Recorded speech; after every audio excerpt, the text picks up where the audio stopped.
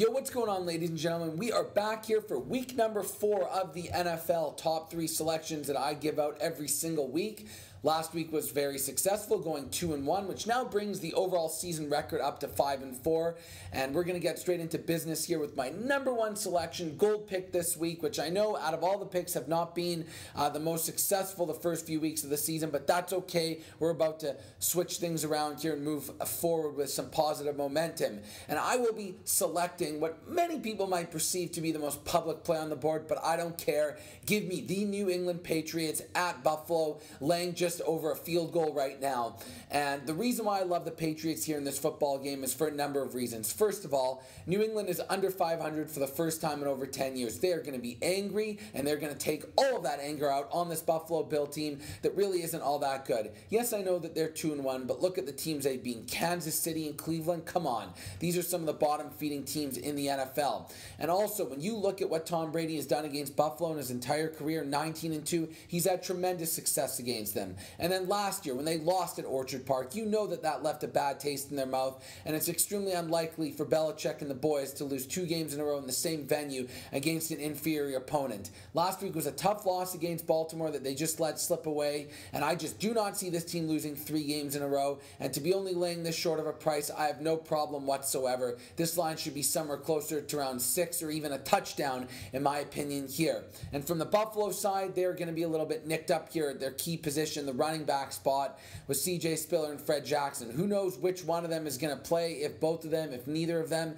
Either way, they're not going to be at full health. I just don't see Buffalo being able to keep up with Brady and the boys offensively when they're going to be as angry as they are. And truth be told, their defense really hasn't been all that bad. It was just last week it sort of got away from them in the second half. I expect them to look better defensively like they did in the first 2 weeks of the season. Give me the New England Patriots to bounce back in a big way here and not lose 3 games in a row.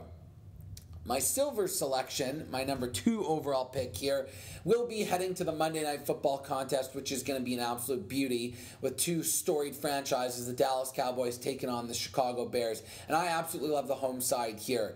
A lot of times I've been successful betting and or against this Dallas Cowboy team based on the spots and the psychological mindset of this team here. And most of the time I don't like laying points with them because I believe that their egos get the best of them when they're expected to win, and when they're underdogs and not so much expected to win, they play better. But I think here that they are a far superior team, and I like this spot a lot. They generally play a little bit better when the spotlight's on them, on like a Monday Night Football type of setting. They're on their home field here, and I just think that from a matchup and a tactical standpoint, it's really going to work well for them because the Chicago Bears' number 1 weakness is their offensive line. When you look at what DeMarcus Ware, Anthony Spencer, and the boys are going to be able to do, Jay Cutler is going to be having his face in the ground more than he's going to be releasing the football, sort of like Green Bay did to them a few weeks ago.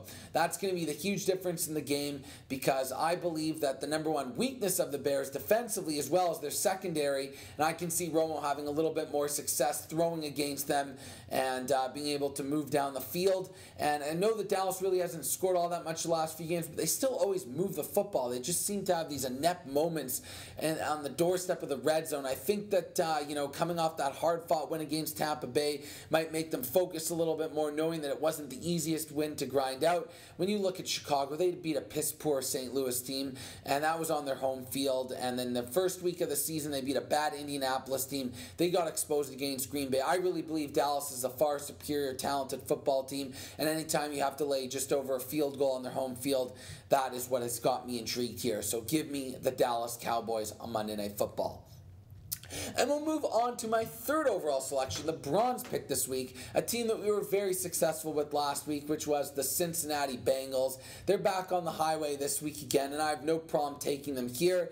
Now, they're not an underdog this time, but they're a very short favorite and under a field goal, taking on an inferior Jacksonville Jaguars football team. And a lot of times you like to try to make a case for the home underdog, but when it comes to this Jags football team, they're not your traditional home field here. There's not much of a home field advantage. The fans don't care. The games are are blacked out there. They only get half the stadium filled up. You don't get that crowd reaction that often gives the boost to the home team. So I think that almost nullifies that. And I think Cincinnati's a young football team that's got a lot of confidence right now after what happened last week in Washington. That was a far more hostile environment. It was the Skins' home opener against RG3, a little bit more talent there, and they played phenomenally offensively, something they've done all 3 weeks of this season so far.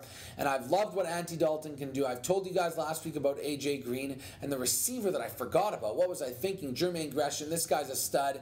You see all the little stunt plays are running with Mohamed Sanu at the quarterback position. They got a bit of a running game with Ben Jarvis, Green Ellis. There's not a chance Jacksonville can keep up with them. Blaine Gabbert's the worst starting quarterback in the NFL. We know Cincinnati's #1 weakness is probably in their secondary. That isn't exactly the type of team to expose them. To expect this team to just have to lay under a field goal and win straight up, I love it all day until Sunday. So that makes my bronze selection. So just to recap quickly, we got the New England Patriots, we got the Dallas Cowboys, and the Cincinnati Bengals as my top 3 picks against the spread this week. Make sure to keep signing up at BetHubb.com. Get your accounts right now, guys. We've got a great promotion going on. You sign up right now, you get an extra $10 put into your account. Free, just like that. Extra money to go and gamble on these games this weekend.